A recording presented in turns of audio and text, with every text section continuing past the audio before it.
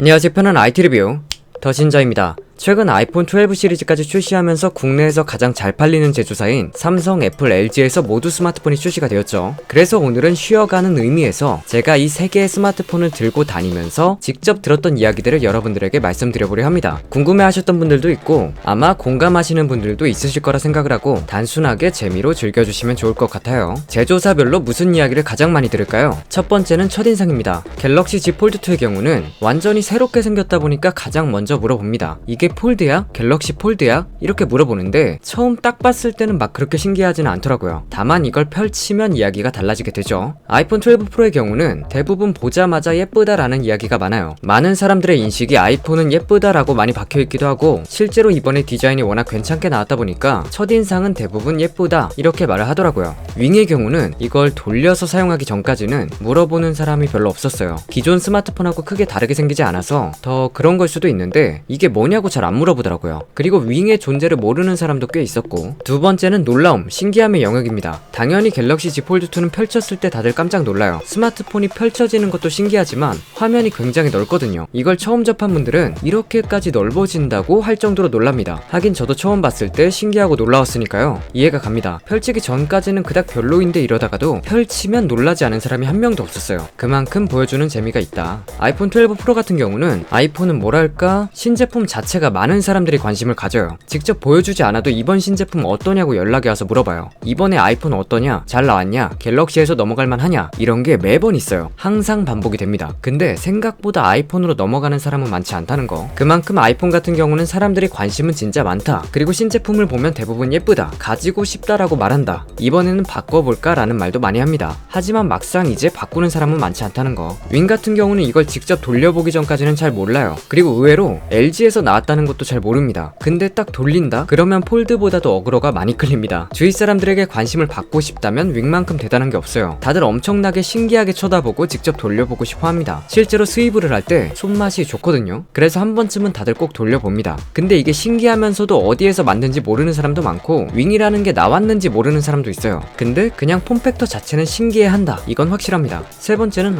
이거 별론데? 의 영역입니다. 갤럭시 Z 폴드2의 경우 가장 많이 듣는 이야기는 가격입니다. 가격이 얼마냐고 많이 물어봐요. 240만원이라고 하면 너무 비싸다고 말을 많이 하죠. 아무래도 신기술이라고 이야기를 해도 절대적인 가격이 워낙 비싸잖아요. 뭐 국밥 약 400그릇에 냉장고에 스마트폰에 태블릿 가격에 고급 PC에 TV에 사실 어지간한 건 다 살 수 있는 가격이라 240만원이라는 것 자체가 좀 크게 다가올 수밖에 없습니다. 그래서 이 가격에는 사기는 좀 그렇다라는 말이 많습니다. 그리고 중고가가 빨리 떨어지다 보니까 감가에 대한 이야기를 안 할 수도 없고 이게 폴더블 폰이 좀 풀어가야 할 숙제라고 봐요. 가격 때문에 접근성이 좀 많이 낮아질 수밖에 없죠. 그리고 무게도 그 다음으로 많이 나오는데 아무래도 케이스까지 씌우면 300g이 쉽게 넘어가는 무게라 들었을 때 묵직함이 바로 오거든요. 그래서 기존 바형 스마트폰을 쓰셨던 분들은 무겁다는 말을 많이 합니다. 아이폰 12 프로의 경우는 이런 말이 가장 많아요. 아이폰 X랑 뭐가 달라졌냐? 라고. 사실 이때마다 아이폰 10이야 라고 말을 하는데 이 이야기가 나오는 것도 이해가 갑니다. 디자인 자체를 따지고 보면 노치 디자인으로 계속해서 이어지고 있죠. 그러니까 아이폰을 잘 사용하지 않는 사람들에게는 아이폰 10이나 아이폰 11이나 아이폰 12나 잘 구별이 가지 않는 거죠. 물론 이번에는 프레임이 각지게 되면서 이거는 좀 차이가 있었지만 게다가 아이폰이 최적화나 업데이트를 잘해주기 때문에 굳이 새로운 모델을 안 사고 전 모델 사는 게 낫지 않냐? 라고 말하는 분들도 많아요. 뭐 근데 사실 맞는 말이니까. 그럴 때마다 이전 모델 사도 충분히 현역으로 잘 쓸 수 있다고 말을 해주죠. 윙의 경우는 계속 만져봐요. 신기하거든요. 근데 이거를 어디에 써야 되냐? 이렇게 자주 물어봅니다.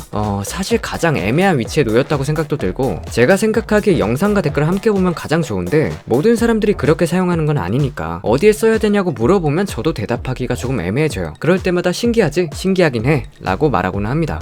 번외편으로 갤럭시 S20 플러스 BTS 에디션의 경우 색상을 너무나 잘 뽑았다고 이야기를 해요. 그럼 저도 이렇게 말을 하죠. 아니 분명 이렇게 예쁜 색 삼성에서 잘 뽑을 수 있단 말이지. 근데 왜 다른 폰들은 색이 이 정도로 예쁘게 안 나올까? 항상 의문입니다. 정말 왜 이렇게 안 뽑아주시는 거죠? 네?